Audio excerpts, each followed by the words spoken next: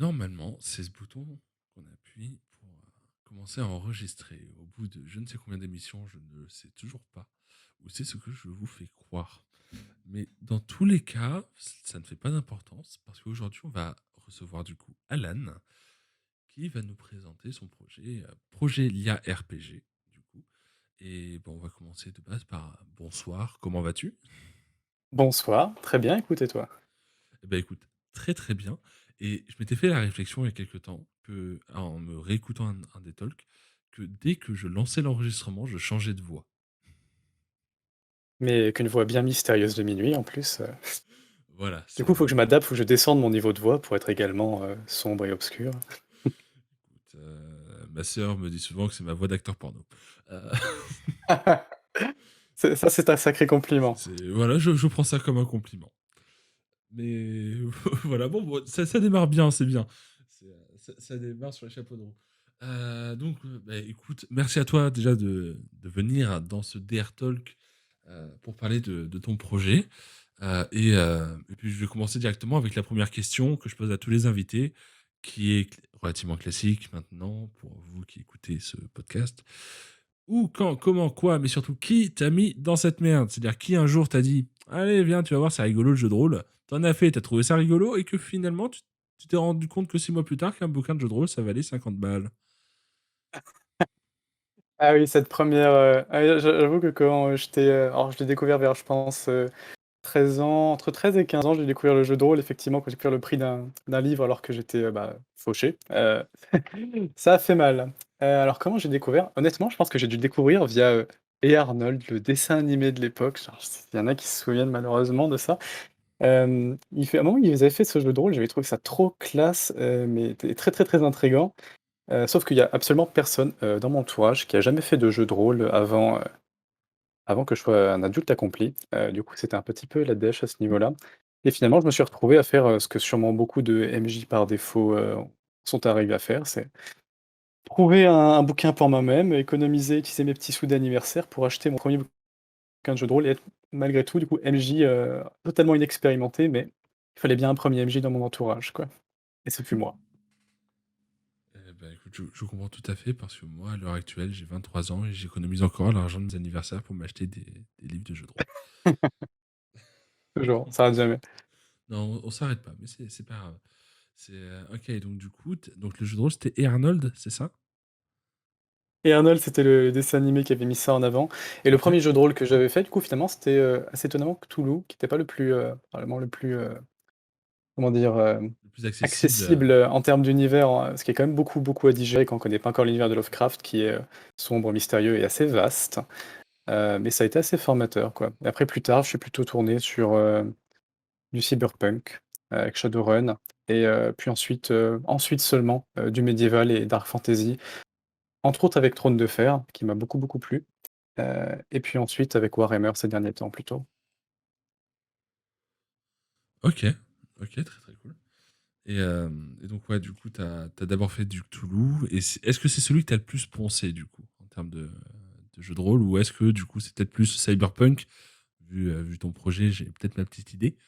Euh, Oui, ouais, oui, alors effectivement, le projet Lia, c'est du cyberpunk et avec Shadowrun, oui, c'est celui-là que j'ai le plus poncé très clairement. Cthulhu, c'était un niveau, je pense, un peu trop important pour moi pour commencer, avec, trop de choses réelles en fait, ouais, à bien sûr. prendre en compte. Du coup, je fais plutôt du cyberpunk où il fallait, gérer en plus la magie et la technologie. Je sais pas si c'était le meilleur choix du monde, mais ça a été un bon défi, un excellent défi et du coup qui m'a marqué puisqu'effectivement, c'est dans cet univers-là que j'ai choisi le 1er jeu vidéo que, studio en formation est en train de faire. Ok, trop cool. Et donc, du coup, comme tu viens de le dire, c'est un studio en formation. Qu'est-ce que ça signifie, en fait, Ça studio en signifie formation? qu'on est 4 plus des freelances et aides autour de nous, mais qu'on n'a pas encore, en fait, on attend le plus tardivement pour, créer l'entreprise, heu, pour des raisons tout simplement économiques, avec les réductions d'impôts fiscales et cetera. Donc tout à fait officiellement, on n'existe pas, mais officieusement, ça fait déjà 6 mois qu'on travaille ensemble. Ok, ok, très très cool. Et donc, du coup, on va venir à ce projet qui m'intrigue quand même assez, enfin, Ah ah, énormément, ah! parce que, bon, on me dit un univers cyberpunk. Je dis ok, il n'y a pas de souci. On me dit un univers cyberpunk post-apo. Ok, il n'y a pas de souci. Mais un univers cyberpunk post-apo avec une touche de cosaque, qu'est-ce, d'où ça vient? Je suis curieux, d'où ça vient? Alors les Cosaques, c'est un peuple, Alors, dont les descendants, vivent encore au oui? alors non, Vous voulez vas-y, je m'interrompre? t'explique. Du coup, oui, c'était plus orienté de pourquoi avoir choisi Kozak, en fait. Mais c'est très intéressant de le savoir, donc je te laisse expliquer également ce que sont ce Oui, que parce que sont je pense que tout le monde n'est pas au fait tout à que fait. enfin, c'est un peuple quand même qui est assez minoritaire, mais qui a une histoire vachement intéressante, qui convient beaucoup à l'histoire qu'on veut raconter. C'est un peuple qui a vécu du coup, entre la Russie et l'Autriche, quelque part par là, et qui en fait s'est armé contre les pillards, notamment les pillards orientaux, et qui a créé une sorte de civilisation un peu à part, un peu anarchiste, et entre frères d'armes. C'était assez masculin à l'époque, quelque chose qu'on n'a pas trop repris d'ailleurs, et qui en fait, est devenu, d'une part la garde d'élite, de la Russie, et en même temps, un des pires ennemis de la Russie aussi, mais également enfin toutes les factions cosaques sont devenues importantes dans leur histoire et c'est assez intéressant, cette trajectoire qu'ils ont pu avoir et j'ai trouvé justement que c'était une belle histoire à raconter et une histoire que les gens, ont pas forcément entendue. Ont entendu beaucoup d'histoires de pirates, pirates de l'espace, mais les Cosaques, c'est des pirates avec un grand code d'honneur et et un grand sens de l'entraide. Du coup, c'est pas uniquement du pillage et c'est ça qui est extrêmement beau, je trouve, par rapport au reste. Voilà Ok. pour la alors, ça, c'est pour l'inspiration cosaque et finalement, quoi de plus rigolo que d'allier l'ancien avec le neuf? En fait, c'est un peu notre credo aujourd'hui, que ce soit pour les visuels, que ce soit pour, la musique, pardon, les visuels, la musique, oui, la musique, d'ailleurs, c'est très très intéressant ce qu'on en a tiré. Visuel, musique ou histoire, on a mélangé, des choses qui sont vraiment anciennes avec des choses qui sont très, récentes ou futuristes. Donc, on a pris ces fameux Cosaques qui sont un vieux peuple et on les cybernétise et dès qu'ils perdent un bras au combat, paf, ils en mettent une prothèse à la place. Ils utilisent des armes qui sont améliorées et en même temps, ils ont un look et un physique qui ressemble beaucoup à ce qu'on aurait dans la Première Guerre mondiale. C'est un peu ça notre inspiration, en tout cas très palpable, fer rouillé, et bric-à-brac rajoutés les uns sur les autres. Enfin, Ok. Ok. Non, mais c'est vrai que du coup, ça m'avait surpris. Donc, de suite, parce que bon, je ne suis pas forcément extrêmement à jour sur, sur les Cosaques. Du coup, j'avoue que j'avais un peu googlé les trucs. Et effectivement, ouais, c'est vrai que c'est vachement intéressant. Pour le coup, c'est vrai que du coup, c'est un projet, du coup, au début, je savais pas trop ce que c'était. J'avais commencé à suivre un peu ton Twitter, etc. Donc ensuite, bon, j'ai lu ta bio Twitter, ce qui résume plutôt bien la chose, hein. J'en ai lu une mmh, partie justement pour à l'instant. Mais et donc du coup, on tourne ça sur un jeu vidéo RPG avec donc c'est ça, alors tu parles d'une touche donc Cosaque et RP. Sur un jeu oui, vidéo en, comme on peut le voir, donc il est en 2D, c'est bien ça? c'est ça. Je ne suis pas très à jour sur les termes non plus, mais vous voyez le professionnalisme dont je fais preuve à chaque interview, c'est ça qui est beau. C'est faux, c'est faux, aucun travail. C'est bien 2D pixel art, effectivement. Ok. Et du coup, la touche RP, comment est-ce qu'elle intervient du coup là-dedans? Parce que est-ce que du coup, il y aura des serveurs plus orientés sur un RP avec une négociation entre des clans, etc. Je pose des questions comme ça en fait parce que du coup, c'est vrai que c'est quelque chose que je trouve intéressante et après, peut-être, je sais pas s'il y a forcément une réponse à apporter. Donc, Et je il y te en a laisse une m'en dire plus. effectivement, en fait, on vise que on vise à ce que le roleplay et du coup la notion de jeu de rôle soit vraiment, heu, très ancrée dans l'ADN du jeu. On fait un RPG, mais en fait on fait un MMORPG, mais le côté massivement du coup est diminué vu qu'on vise, maximum 10 000 joueurs mensuels, c'est-à-dire qui se connecteraient 1 ou 2 fois par semaine. Et ce qu'on veut proposer, c'est, de faire en sorte que les MMORPG ne soient plus massivement solitaires, que les gens jouent beaucoup plus les uns avec les autres, qu'il y ait des dynamiques sociales, donc qu'il y ait des factions qui soient installées et donc qu'il y ait aussi du coup, bah, des échanges qui se fassent entre elles et privilégier effectivement une approche plus RP pour les gens, même si on sait très bien que, seulement, 10-20 des joueurs seront, des rôlistes. On voudrait les mettre en avant, leur permettre surtout leur donner des outils pour qu'ils racontent leurs histoires, plus que nous on leur raconte nos histoires d'ailleurs.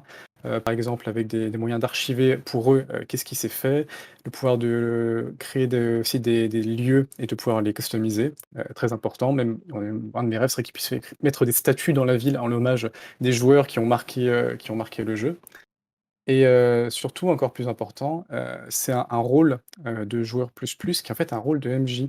Ce qu'on voudrait, c'est que, au lieu qu'on publie, nous-mêmes à chaque fois du contenu que les joueurs achèteraient ou autre, on voudrait consacrer plus de temps à donner des outils pour que des joueurs qui se sont montrés engagés dans le jeu, puissent, accéder à des outils d'animation pour pouvoir créer eux-mêmes des quêtes, des PNJ avec lesquels on peut interagir et du coup écrire pour faire avancer dans une certaine direction l'histoire du jeu, ou histoire qui est pas préécrite à l'avance. Et pouvoir finalement, animer le jeu au jour le jour avec des petites animations comme, des chasses au trésor, des attaques, qui étaient pas prévues, sur tel endroit de la ville, par exemple, ou des petites instances encadrées par des MJ et des choses qui soient sur du beaucoup plus long terme ou, en utilisant les gros outils, du jeu, c'est-à-dire, par exemple, on va dire ce qu'on pourrait appeler «des campagnes» entre guillemets et bah, orienter les actions des joueurs, voir s'ils arrivent à récolter suffisamment de choses à temps. Si oui, il se passe telle chose bénéfique, sinon, rajoute un nouveau défi, sur les joueurs et voilà, ça c'est vraiment l'ADN qu'on voudrait réussir à donner avec ce projet LIA. OK, donc offrir un système de jeu que les joueurs peuvent vraiment s'approprier et heu et customiser à leur souhait afin de d'étendre l'univers et de renouveler le jeu afin qu'il ait une durée de vie quasi illimitée, quoi. C'est ça, exactement. Aussi longtemps que ça leur plaît. Putain, c'est juste trop cool, en fait. C'est un peu un rêve de rôliste quelque part, mais j'ai déjà vécu en fait dans des petits jeux, du même genre, des jeux web. Je pense à Dreadcast qui existe toujours. Fut un temps, il y avait, Kraland qui est un petit peu plus, moribond lui, genre presque disparu me semble-t-il. Mais ces 2 jeux-là en fait, leur communauté elle a quoi? Elle a 10-12 ans, plus. Il y a toujours des joueurs qui sont connectés, une centaine, 200, même si les jeux sont devenus complètement obsolètes par rapport à la technologie et les rendus actuels et j'ai trouvé ça fascinant et je me suis dit qu'il y avait vraiment quelque chose à faire avec cet engouement et cette volonté de s'approprier des jeux qui donnent des outils pour s'approprier l'univers et Progelia, c'est finalement, un hommage à ces anciens jeux auxquels j'ai pu jouer, mais remis au goût du jour. OK. OK, mais c'est vrai que ça part d'une intention qui est assez louable, hein, c'est on va pas se mentir, hein. Et donc ça, forcément, ça t'a été un petit peu aussi poussé par ton expérience de jeu de rôle. Et est-ce que tu peux, à tout hasard, me donner peut-être, genre, le meilleur passage en tant que rôliste que tu pu vivre, que ce soit en tant que MJ ou joueur? Après, peut-être que tu as été plus MJ que joueur, je ne sais pas, souvent on a plus d'affinité avec l'un des deux côtés. Mais est-ce que tu as C'est vraiment vrai que un passage j'ai qui t'a vraiment marqué à ce mmh. niveau-là? Ouais, effectivement, alors ça sera sûrement quand j'étais MJ. Il faut savoir que les choses les plus intenses que j'ai pu vivre, c'était en tant que géaniste. Alors c'est du jeu de rôle mais costumé, mais je vais le laisser un petit peu à côté parce que c'est une activité, connexe, mais pas exactement du JDR. Sur On le peut en JDR parler, le hein, JDR il y a pas de souci. Justement, le GN, donc pour le grandeur nature, pour les personnes qui ne le ouais, savent pas, consiste à vraiment faire des quêtes. On est cosplayer en nos personnages, etc. J'en ai jamais fait personnellement. Je suis pas sûr de vouloir essayer parce que, je sais pas, j'ai encore un peu de mal. Mais ça a l'air très très cool dans tous les cas. c'est émotionnellement extrêmement fort par rapport, déjà au JDR, on peut vraiment se perdre dans ces personnages et dans quand on voit ces joueurs qui tout à coup, réussissent à débloquer quelque chose ou voir qu'on a réussi à influencer ces joueurs dans un vrai dilemme moral et les voir pendant une demi-heure, tergiverser, je trouve c'est formidable. Ça fera probablement ça une expérience comme ça que je réussirai à me rappeler. Mais, quand on est en grandeur nature, comme on est impliqué émotionnellement soi-même et qu'il y a pas vraiment on n'a pas tant le recul de la table de jeu pour souffler, c'est tout est encore plus fort et c'est vraiment un délice, quoi. Je me suis complètement perdu dans le grandeur nature depuis 5 ans et voilà. Je le recommande au moins comme une expérience. C'est une expérience qui, marque vraiment dans sa vie, en fait. C'est ça qui est super beau. Ok. Et sur le JDR en tant que tel, je pense effectivement clairement que ça doit être, quand j'ai été MJ parce que, en tant que je pense que je suis meilleur MJ que joueur, c'est un peu triste. Je pense pas que j'aimerais m'avoir comme joueur finalement. Je préfère, faire ressentir des choses aux gens et Et j'ai eu quelques réussites des fois quand même avec des joueurs qui s'étaient très bien appliqués. Alors notamment, je pense avec une animation, qui avait été faite à l'époque, qui se refait d'ailleurs cette année, auquel je participe, qui est la Nuit blanche, sur l'Alsace. C'est organisé par une association, du coin, à Strasbourg et ce qu'on fait, c'est qu'on va dans un fort et dans ce fort qui est en pleine nuit, on se répartit dans l'immensité du fort, qui est le style allemand, 19e siècle et dans des salles obscures, avec un peu d'humidité et des couloirs sombres, et des bruits étranges, on a nos tables de jeu et on anime des scénarios horreur, dans ce cadre-là et c'est déjà c'est un contexte. C'est un super contexte et clairement quand on voit ces joueurs qui ont réellement peur en fait, parce que juste, l'ambiance, l'environnement est effrayant. J'avais, pris de la sono, avec une enceinte JBL, qui mettait des musiques, des séries Amnesia, des J'en jeux vidéo. profite du coup, mes JBL, Vas-y. virement. S'il vous plaît. Non. Ok, personne chez JBL, ok, tant pis. Au cas où, hein. Non mais voilà, moi je tente, hein, j'y peux rien, hein, mais... Ouais, il faut essayer avec un peu de sponsoring. Mais en tout cas, c'était vraiment excitant de voir, les joueurs réellement, succomber à la peur, durant un jeu de rôle, d'autant plus que je trouve que le jeu de l'horreur est très difficile à manier. J'avais vraiment appréhendé, de faire cette table en mode horreur, je l'ai jamais fait et je craignais vraiment que les joueurs trouvent ça juste ou ridicule ou s'ennuient ou, transforment ça en tout simplement en poutrage de bestioles et non, non, ça s'est pas passé comme ça et ça m'a fait vraiment extrêmement plaisir. C'était une très bonne expérience. Oui, tout à fait. Bon, j'ai déjà raconté durant certains TED Talks où j'avais fait une table d'horreur. On avait joué quasiment toute la nuit. Où j'avais fait un spectacle son et lumière, en fait. Hein. C'est concrètement... quand je leur ai proposé une pause, mes joueurs, ils ont fait « Ouais, on veut bien, ouais. Ouais, ouais. Ouais, là, c'est... ouh. » Tu sais, Ouais, ça c'est chouette. j'avais acheté pour C'est 70 balles le meilleur d'accessoires. compliment d'avoir ça. Pas de souci.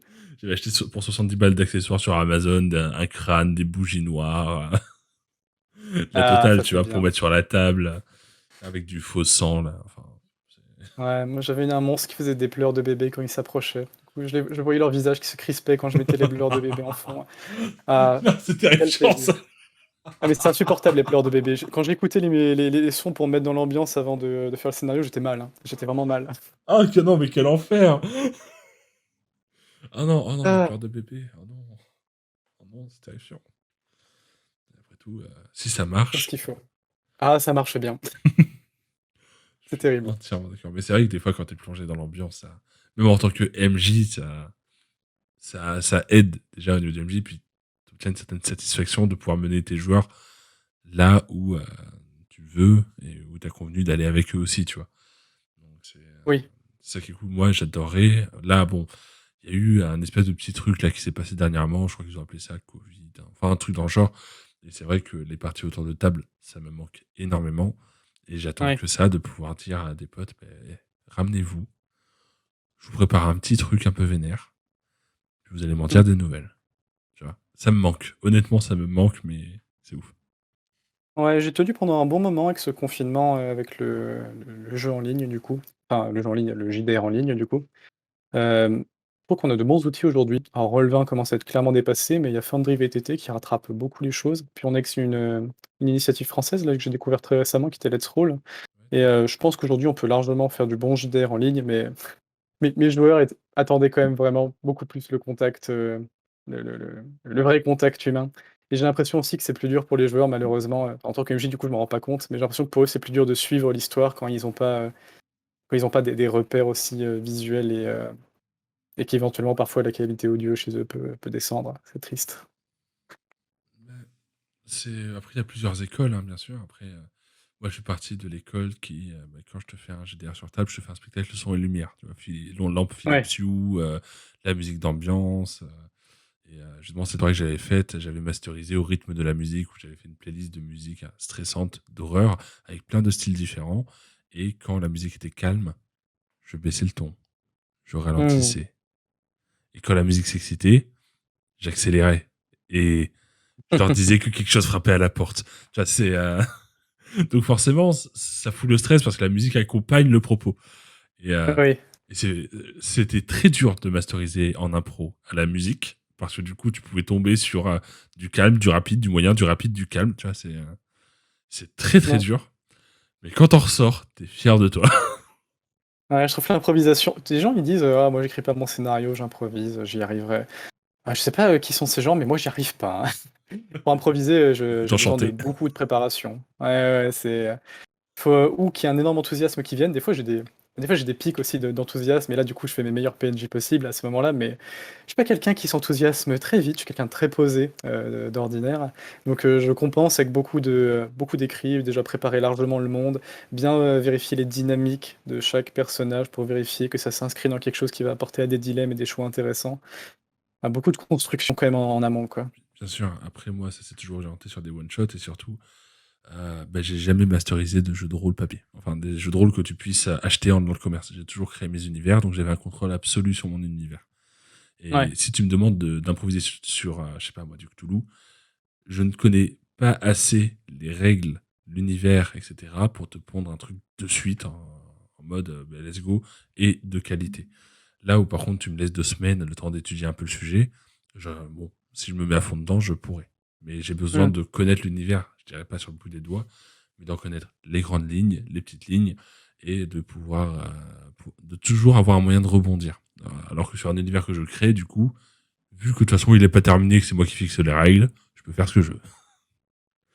Et, Ouais, je vois complètement le genre, ouais. tu vois, ça c'est aussi, je m'entraîne, enfin là, en ce moment, du coup, bon, j'ai repris une activité, même si elle est assez légère, je suis quand même je ne peux pas le faire, mais sur le serveur d'Ice Running Tea, où il y a des parties qui s'organisent chaque semaine, j'avais une émission, un programme qui s'appelait le jeudi de rôle, euh, en fait, c'était tous les jeudis, n'importe qui pouvait venir, au nombre qu'il voulait, hein, il n'y avait pas de souci. Et le principe, c'est que quand ils arrivaient, ils savaient pas ce qu'ils faisaient, et quand j'arrivais pour masteriser, je savais pas non plus ce qu'on faisait. Et je déterminais avec les joueurs qu'est-ce que vous voulez faire, quel style, et là, j'improvisais quelque chose de Ah oui, l'univers de A à Z, tu vois. Et ah, je respecte ça, j'en suis parfaitement incapable. bah, c'est une gymnastique mentale en soi. Et puis surtout, tu vas faire des sessions qui vont être très sérieuses, très sombres, même parfois, tu vois.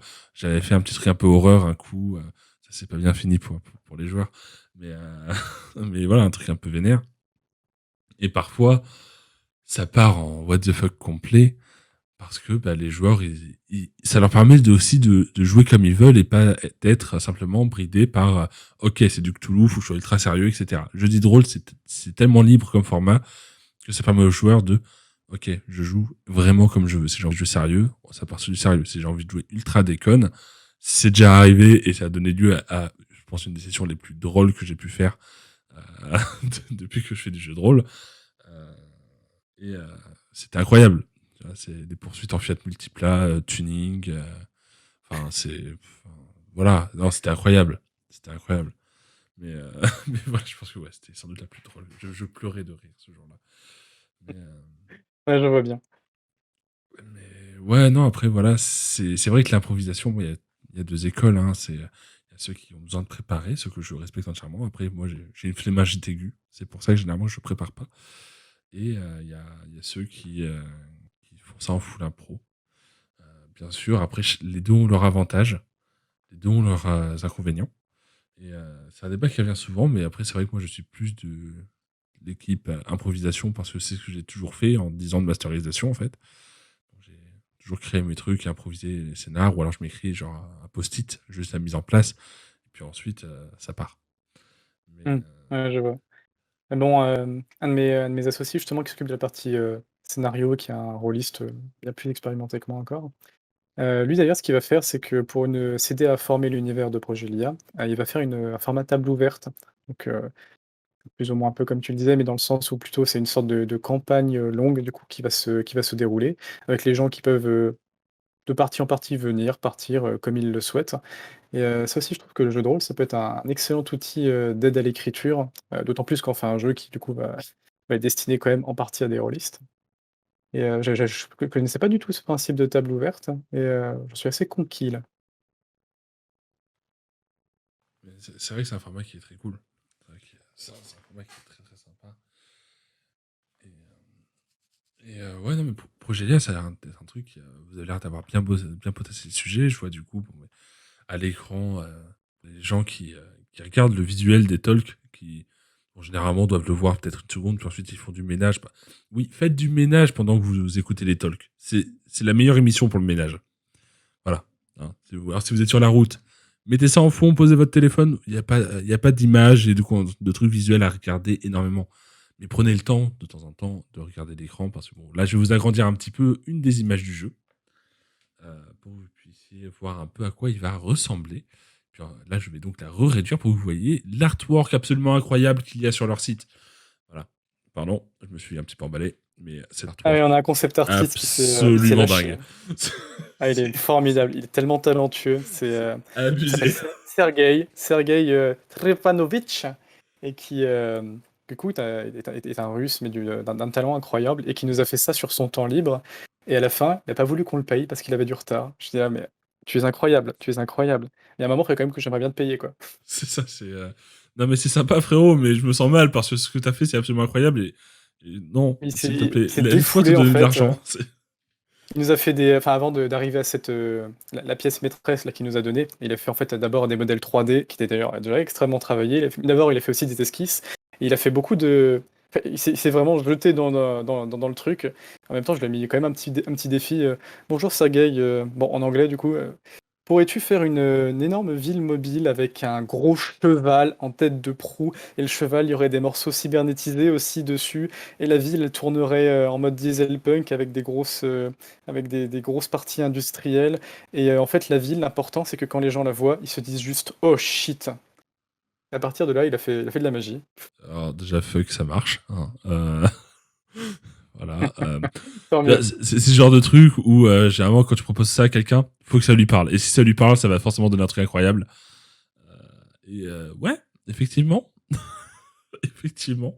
L'artwork est vraiment dingue. C'est... Le but aussi avec Progelia, justement, c'est qu'on veut essayer de faire un univers un peu spécifique. Parce que ce qu'on est en train de faire, en fait, c'est de capitaliser pour faire un modèle de jeu. On pense qu'il y a moyen de faire ce qu'on fait pour plusieurs beaux univers. On est en train de parler d'ailleurs, on a quelques éditeurs qui sont intéressés. Je ne vais pas les citer tout de suite parce que c'est encore en train d'être négocié. Mais on pense qu'il y a plusieurs univers, entre autres, surtout de jeux de rôle, peut-être de SF, mais surtout de jeux de rôle, qui méritent d'être adaptés avec un jeu qui laisse la place au RP. Et, et voilà, du coup, c'est vraiment une aventure où on vise pour essayer d'aller loin, mais voilà, la première étape, ça va être de valider avec Progelia qu'on est capable de prendre un univers spécifique, d'en ressortir les différentes spécificités et que ça plaise aux joueurs, quoi. Parce que les autres univers qu'on va adapter seront aussi sûrement très spécifiques et on va pas adapter du Donjons& et Dragons. Ouais, ouais, ouais, ouais. Après, si vous adaptez un peu de Full Metal Alchemist, moi je suis chaud, hein. Voilà, je place ça comme ça au cas où, mais si ça vous vient à l'esprit.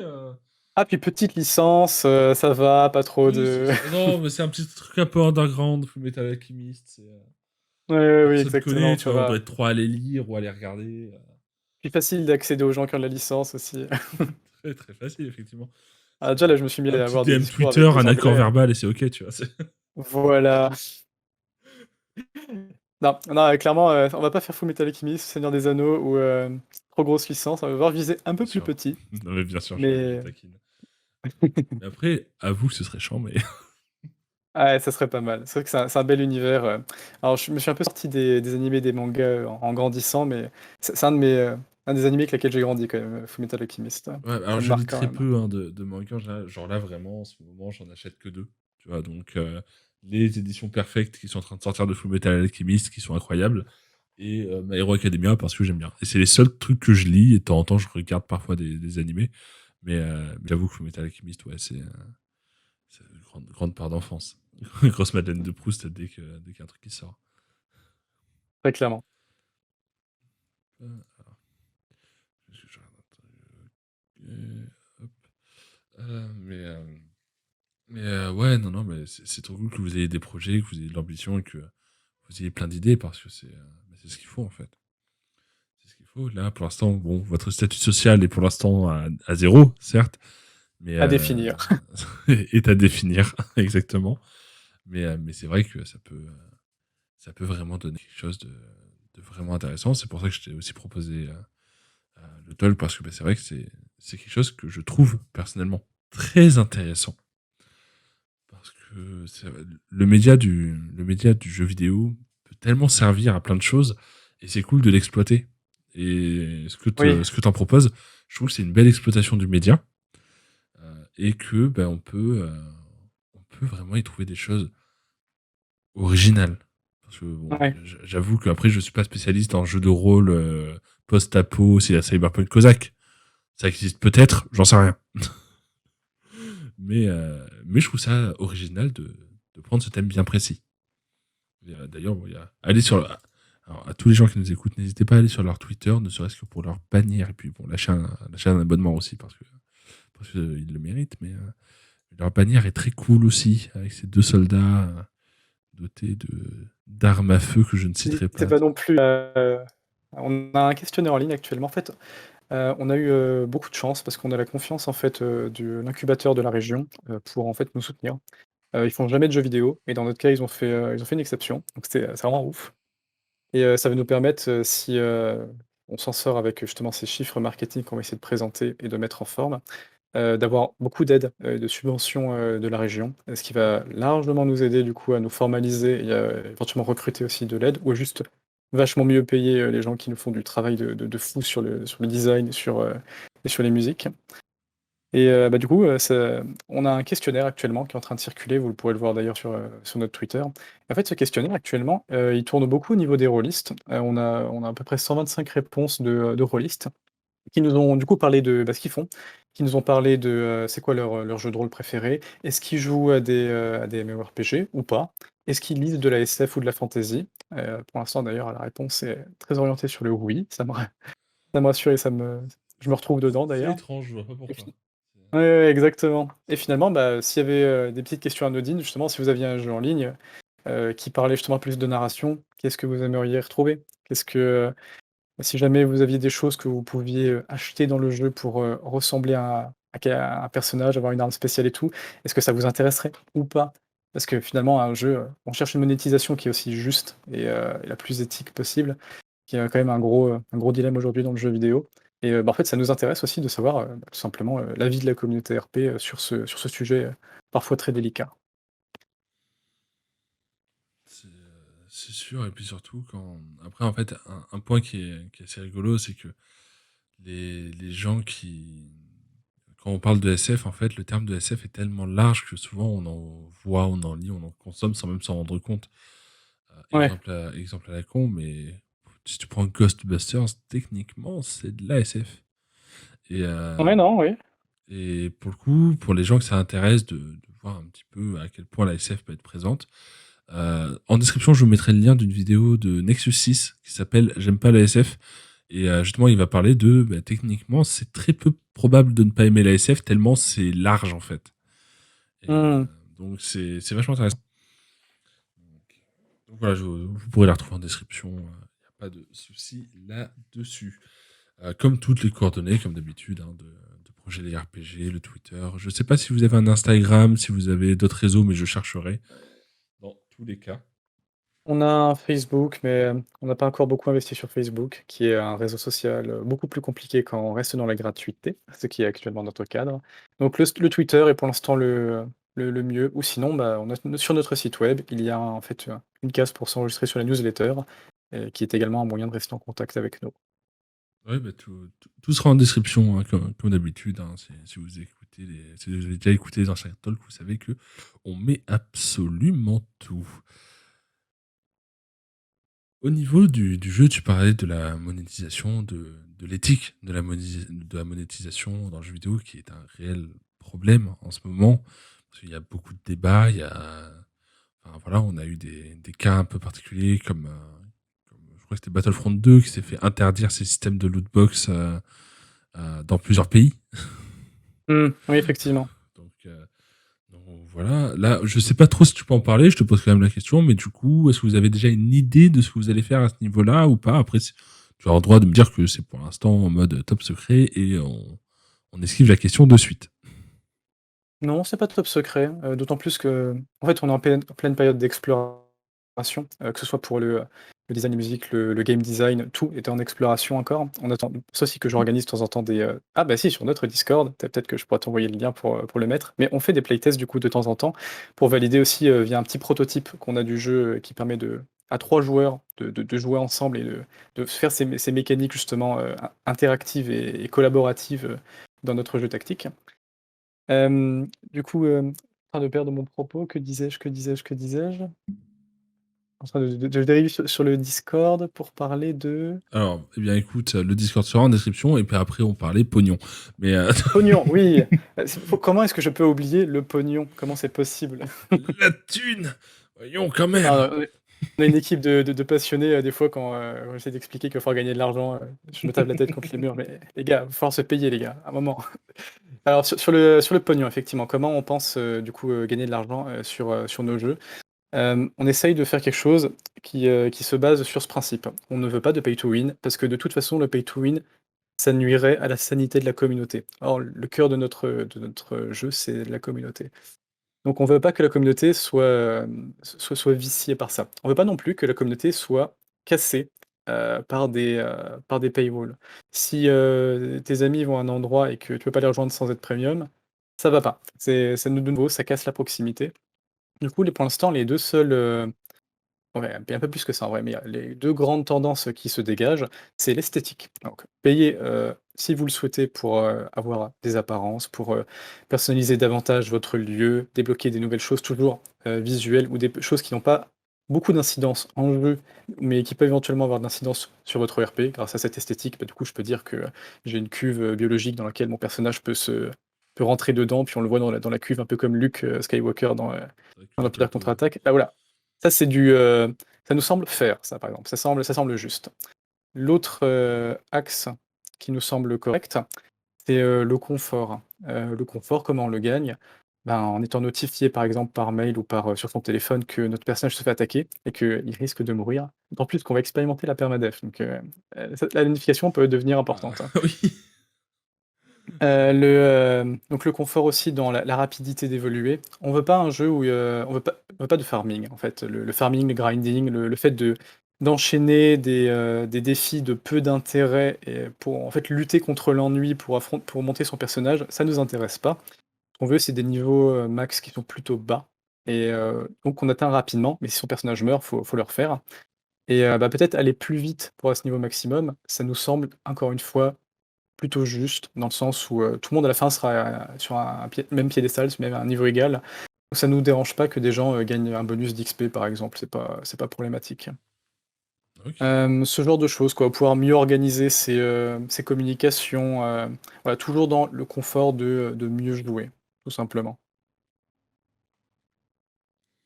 OK, très cool. Donc, alors, je vais comparer un système, du coup, parce que c'est un des jeux auxquels j'ai beaucoup joué et ça serait bien que Blizzard se bouge le cul. Blizzard, virement. Heu, Overwatch, Mmh. notamment, avec toutes les loot box qui n'ont aucun affect sur le gameplay. C'est uniquement des skins ou des tags ou des emotes. Donc Oui, donc à mais en fait part être, plus cool, ça ne sert à rien. c'est Apex Legends qui m'a fait réaliser à quel point, l'esthétique, alors on va comme le dire, on va devoir explorer pour vérifier que ça se base aussi sur des jeux 2D pixel art. Mais, l'esthétique, bah, Apex Legends, tourne autour de ça et c'est le jeu le plus rentable de Electronic Arts depuis toujours et ça donne un énorme espoir sur, des systèmes de monétisation qui sont, à la volonté des gens, quoi. Ouais, bien sûr. Par rapport aux loot box qui sont, sur l'addiction des gens, ça me semble un plus dark pattern déjà. Après, n'oublions pas, attention, je suis pris par la collectionnalité aiguë, donc c'est pour ça, mais n'oublions pas justement la collectionnalité aiguë de je veux tous les skins, lol. Voilà, j'ai pas du tout C'est pensé à vrai, Overwatch pour avoir c'est des peut-être une coffres. forme d'addiction, Et effectivement. ouais, à côté de ça, c'est peut-être moins vénère que des trucs qui sont obligés d'être en pay to win ou pay to progress, entre guillemets. Et que le système de hasard, c'est ça qui me dérange. Le système de hasard, Ouais. ça reprend juste les mécaniques, bah, déjà addictives des jeux à gratter, hein, finalement. C'est ni plus ni moins que Bon ça, mais alors, pour le virtuel. on évitera de parler des gachas, euh, qui sont Mmh. certainement le modèle économique le plus toxique de l'univers. Mais ça, c'est un détail. Euh, mais ouais, non, non, non. Mais c'est vrai que ouais, c'est. Alors, j'avoue que bah, moi, étant, enfin, de mon côté, j'avoue que j'apprécie toujours quand il y a un système de monétisation plus orienté vers l'esthétique, parce que du coup, t'as pas plus spécialement d'avantages sur les autres. Parce que voilà, c'est juste du cosmé. Donc c'est ok. Oui, Après, au niveau, voilà, si tu. C'est vrai que du coup, ton argument est très valable. C'est-à-dire que si le niveau max est relativement bas et que t'as pas besoin de farmer sans boost pendant 150 heures pour l'atteindre, ouais, c'est bon, tu peux partir sur un boost d'XP x2 à la limite, et au lieu de mettre à 20 heures, t'en mettre à 10, quoi. oui et Mais puis, en on soi, espère que ce sera pas si, le si oui, vilain que ça. voilà et le côté social, en fait, du jeu, laisse supposer que l'apparence, peut avoir son importance, dans le sens où, bah, par rapport à son groupe, on veut se différencier des autres, on veut ressembler à telle chose qui se différencie. Nous, ça nous intéresse beaucoup et dans le cas d'autres adaptations qu'on aurait pu faire, en fait, c'est aussi, comme dit, un modèle expérimental pour d'autres adaptations qu'on aurait pu faire.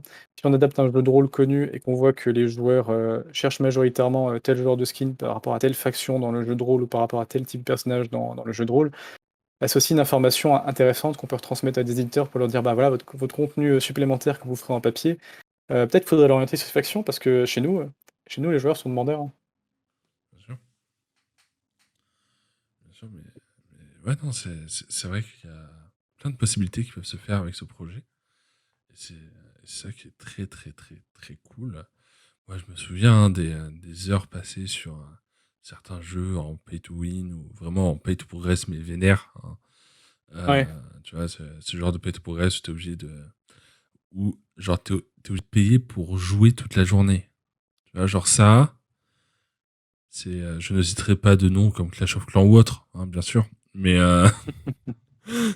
mais genre, si tu veux pouvoir profiter de ton truc, t'as envie juste de geeker sur ton jeu pendant toute la journée, bah, il va falloir que tu sortes les cartes bleues parce qu'à un moment, tu seras keblo parce que tu auras plus de je ne sais pas quoi pour avancer et pour pouvoir continuer. Donc ça, j'avoue que je trouve ça assez atroce comme système. Ouais,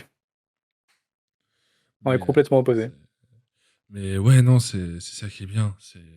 Enfin, j'aime bien voir justement ça. Parce que, bon, ben, on peut trouver des solutions d'entre deux qui permettent à la fois, un, de rémunérer ceux qui travaillent sur le jeu parce que ben, c'est quand même un gros projet que vous avez là. Parce que, bon, déjà, vous avez l'artwork qu'il y a sur la vidéo en ce moment même. N'hésitez pas à regarder l'artwork, comment il est magnifique. Le voici, je le remets en grand écran et je le repasse en un petit peu caché par le gameplay.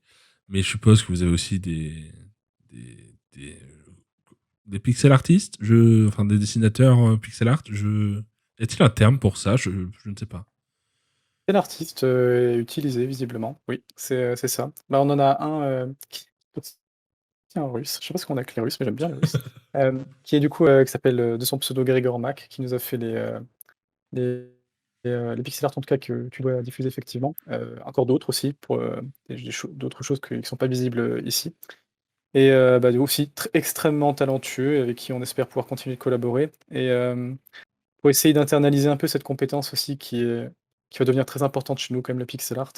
On a une associée qui vient de nous rejoindre, qui s'appelle Lisa Bigliola et qui, du coup est une artiste, concept artiste, mais qui, monte aussi en compétence sur le pixel art grâce à ses bases théoriques qui sont déjà très bonnes et qui, va nous permettre de produire, aussi beaucoup de contenu avec, de la flexibilité et justement main dans la main avec, notre autre associé qui est le scénariste, rôliste justement. Ça va, ils vont bien construire ensemble l'univers et faire, l'environnement et le design de l'environnement, main dans la main. C'est tout ce qu'on aime, hein. Et en plus, je suppose qu'on peut s'attendre à potentiellement. Je dis ça au pif, hein, corrige-moi si je me trompe, ou alors ne me corrige pas pour laisser le mystère, hein. C'est à ton souhait. Mais je suppose que dans un univers comme ça, il va y avoir des events aussi pour, euh, pour attiser un peu le truc et que potentiellement il peut y avoir, admettons, tous les 6 mois, genre un gros événement qui contrebalance tout un aspect du jeu et qui permet de recréer une méta ou quoi que ce soit. Je ne sais pas, c'est une question mal dissimulée, mais ça reste une question à laquelle tu n'es pas obligé de répondre, bien entendu, étant donné que le projet n'est pas encore fini. C'est pas encore fini, mais effectivement, je me dis, je peux pas encore vraiment présenter, l'histoire du jeu. On a une petite description qui est, qui va être officialisée très bientôt, qu'on pourrait éventuellement donner en avant-première là. Mais sur, les systèmes de saison Oui, oui, oui, gros plus parce que c'est extrêmement, pragmatique et pratique par rapport, au fait qu'on va avoir justement des MJ qui s'approprient le contenu.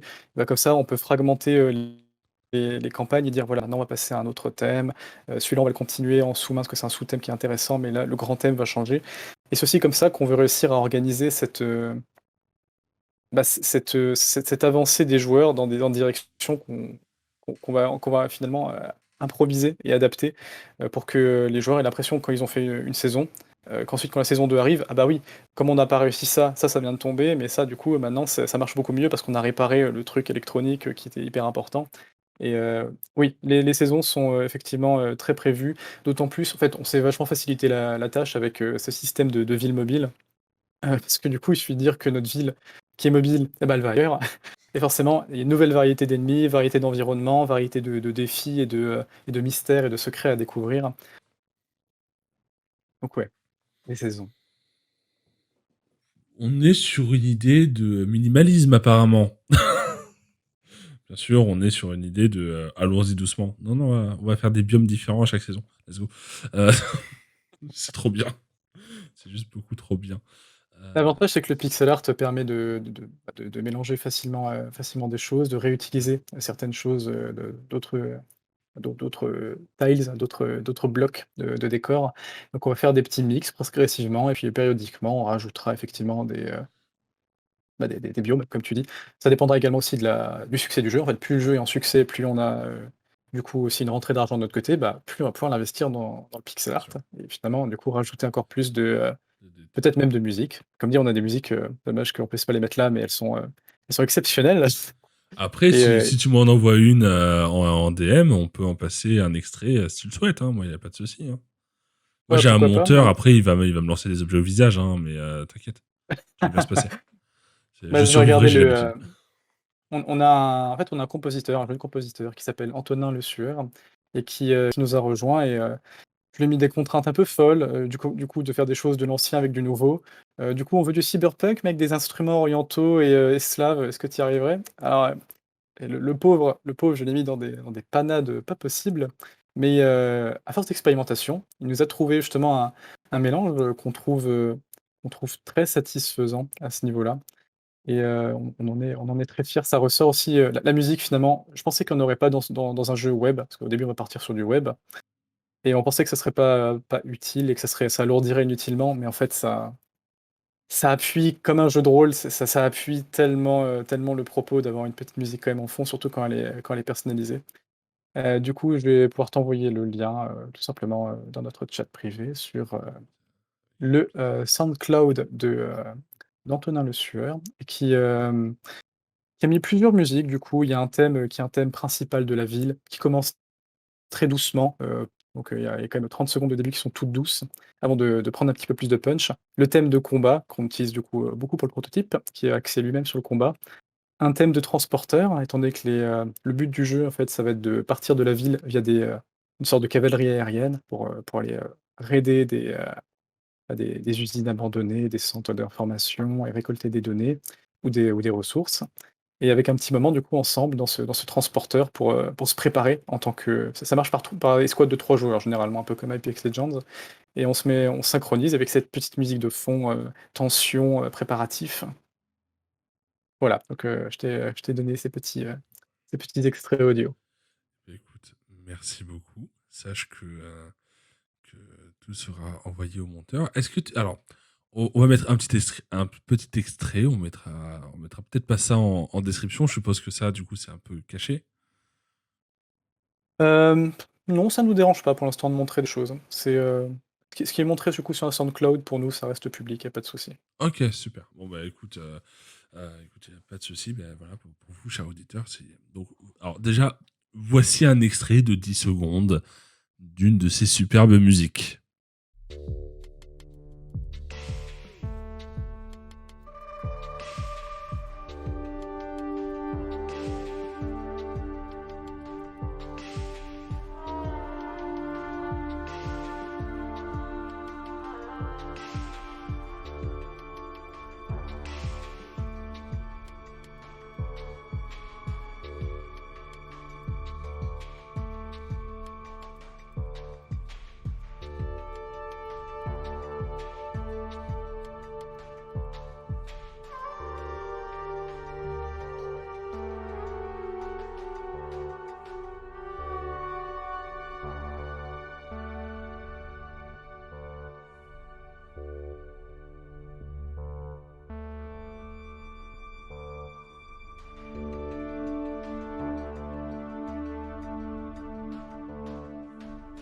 C'était un extrait de 10 secondes d'une de ses superbes musiques. Oui, le monteur aime bien quand je fais des pauses, quand je fais ça, parce qu'après, sinon, il s'énerve. Euh, La dernière fois, j'avais fait, mais oh, putain, ça va quand même vachement aider. Je t'en prie, ça m'a fait plaisir. Et vous pourrez évidemment, du coup, avec cet accord qui vient de m'être donné, les retrouver en description. Et vous pourrez vous régaler. Et même les écouter en voiture pour vous préparer afin d'aller affronter les terrasses euh, et de faire une belle cohésion d'équipe pour 1. Aller commander, 2. Choper une table, 3. Des chaises, 4. Un parasol parce qu'il pleut. Mais Ah, voilà, cruel. ça peut servir dans la vie de tous les jours des musiques. Toujours. Et si vous le faites, envoyez-nous des screens. Envoyez des photos. Mais, mais, Complètement. mais ouais, non, c'est très très cool. C'est très très très cool. Il y a beaucoup de choses du coup que j'apprends et puis t'inquiète pas, je vais m'empresser de les écouter aussi. Hein. Oui, alors du coup, parce que vous l'avez entendu, parce qu'il y a la magie du montage. Moi, pour éviter de couper le truc, je les ai pas encore écoutées, mais je suis assez certain qu'elles sont magnifiques. Et de toute façon, c'est obligé. Euh, Voilà, c'est un avis absolument pas biaisé. Euh, Mais non, après, en plus, j'aime beaucoup quand il y a du contraste dans la mélodie ou dans ce genre de choses. Donc c'est vrai que ça risque de me plaire de base. Tout à fait. Alors là, j'ai retrouvé le script, qui sera mis officiellement, du coup, sur notre site web prochainement. Si jamais, vous voulez voir en avant-première. Si le temps oui, nous avons largement le temps encore, je C'est toi crois. qui vois. Écoute, c'est toi Mais bien l'invité. Tu sûr! fais ce que tu veux. Allez, je suis C'est comme tu le l'invité. sens. Po Mais po po. sache que le titre de cette vidéo sera des révélations incroyables, Oui. inside slash spoiler sur Projet RPG. Ce sera évidemment pas ça le titre parce que mais, Attends, attends. mais promis, ce sera en description ce passage. C'est ça, calendrier dénudé de l'équipe, il y aura tout. Vous saurez tout sur l'équipe. Les Alors nudes pour devenir exclusifs sur le Instagram et sur le OnlyFans, bien entendu, pour les nudes un peu plus olé olé. J'espère que tu en as parlé quand même à ton équipe de com. Mais le et on avait parlé OnlyFans de Projet moyens. RPG en description également. Ça serait si drôle que t'en fasses un pour l'occasion. Il faut monétiser, il faut monétiser. Mais en vrai, faites un OnlyFans, je suis sûr que ça marche. Ah Il y a c'est, que des franchement, pixels. Tu mets juste un pixel de temps en temps. les pompiers pourraient essayer, je suis sûr. C'est voilà, c'est la même récompense pour tout le monde. Les gens mettent ce qu'ils veulent, ça permet de soutenir. C'est peinard. Euh, Exactement. mais Alors bon, du dans coup, le pour doute, s'il y a peut-être, un OnlyFans qui sort, promis, on vous le met en description. Donc, ça y est, checkez. tu lâches plus l'affaire, là, tu es parti sur Non, mais l'OnlyFans. au cas où, toujours, au cas où. Maintenant, écoute, moi, je te laisse gérer. Tu prends ton temps, il n'y a pas de souci. Vends-nous du rêve. Je te laisse faire. Mais bien sûr. Alors, du coup, je viens de relire un petit peu ce qu'a fait, notre scénariste, sur ce petit résumé. Alors, si je veux résumer moi-même, ce résumé pour pas faire de la lecture, bête et méchante et pour donner du coup un petit peu de narration à nos rôlistes adorés qui sont en train de nous écouter. Projet Lia, ça se passe après une attaque nucléaire. Comme on l'avait deviné, c'était un post-apocalyptique. Une attaque nucléaire qui a été lancée par un énorme conglomérat qui s'appelle Opportunity. Petit TM trademark, dessus. Opportunity qui est une énorme corporation cyberpunk, tout ce qu'il y a de plus capitaliste et même d'extra super méga capitaliste, et qui a tout simplement complètement dévasté le monde. Et en dévastant le monde, il a aussi dévasté son énorme rival qui était le Tsar. Mais parmi le Tsar, il y avait une faction très importante qui était ces fameux Cosaques, ces gardes fidèles qui ont perdu leur terre natale et qui sont réfugiés au sein d'une énorme plateforme industrielle mobile de la taille d'une ville, qui va leur donner enfin des moyens de peut-être se venger de cette méga corporation Opportunity et de sa folie atomique qui a plongé le monde dans un monde post-nucléaire avec le soleil qui a presque disparu. Cette énorme ville qu'on peut voir sur les visuels, qui s'appelle Belyogorsk, qui est une ville mobile dont il a fallu relancer les moteurs assez difficilement. Ça demande du temps, ça demande du matériel, il faut l'entretenir. Mais aujourd'hui, elle roule et elle roule au sein de steppes désolées à la recherche de tout ce qu'il y aurait à prendre pour Opportunity. Comme des fourmis qui sortiraient de la fourmilière et qui grignoteraient tout ce que Opportunity n'a pas su défendre. Ils déferlent sur leurs complexes, sur, tout ce qui a été à l'abandon, tout ce qui est mal défendu et profitant de leur mobilité pour éviter justement, de ce combat de David contre Goliath qui, frontalement pourrait être, décisif. C'est, également une ville qui tient uniquement par l'entente entre les différents groupes cosaques entre eux. Tous ne partagent pas la même vision, de ce qu'il faudrait faire. Tous n'ont pas non plus, finalement, exactement la même culture et ce n'est uniquement que parce qu'ils, restent alliés et parce qu'ils ne s'entretuent pas que, leur mission de faire tomber Opportunity, réussira certainement. Mais peut-être que les choses deviendront bien plus compliquées que ça et peut-être d'ailleurs que, finalement, ils ne connaissent pas tant leur ville que ça. Peut-être qu'il y a des choses qui seront à découvrir, sur cette ville étrange et énorme et extrêmement profonde dans son intérieur et sur ces lieux également qu'ils sont en train de découvrir lorsque la ville les emmène, partager ces steppes désolées. Voilà, bienvenue dans Projet Lia. Et du coup, je pense que c'est parfait pour terminer là. Je pense qu'on n'aurait Superbe. pas pu rêver mieux. Donc, merci à toi d'être venu. Merci à toi d'avoir pris le Merci temps pour l'invitation. de nous présenter ton projet qui a l'air absolument incroyable. Je vous mets directement l'image en plein écran. Hein, comme ça, voilà, il n'y aura pas de jaloux. Ça va se terminer comme ça sera très bien. Et voilà, bah, donc encore merci. Je passe toujours 20 ans à remercier mes invités à la fin. Parce que de toute façon, sans vous, il n'y aurait pas Non, d'émission. j'insiste, merci, j'insiste vraiment. Non, c'est chouette, c'est la première interview qu'on Accepte fait mes sur le sujet. remerciements. Mais J'accepte, écoute, OK, d'accord. vu ce que c'est, j'espère que ce sera pas la dernière et que vous pourrez vous développer parce que franchement, c'est un projet qui a l'air vraiment phénoménal. Et ouais, bah écoute, ça a été un honneur pour nous de vous avoir. C'est votre première interview. Hein, ça a été un honneur pour le Dice Rolling Talk de vous accueillir. Super. Bah, merci aussi. Voilà, tu peux pas refuser non plus. Voilà, je te remercie. Et donc, voilà, on va pouvoir se quitter là-dessus. Profiter de cette image. Elle est beaucoup trop folle, cette image. Je n'arrive pas à en décrocher. Bref, bon, je la cache avec ma main pour éviter d'être absorbé par cette image. Mais voilà, on va se quitter là-dessus. Donc, du coup, des bisous tout le monde. Vous connaissez la chanson. Abonnez-vous, lâchez un like, allez les suivre sur Twitter. Toutes les infos en description, comme d'habitude. Et puis la prochaine fois, on interview Terry Crews. Hein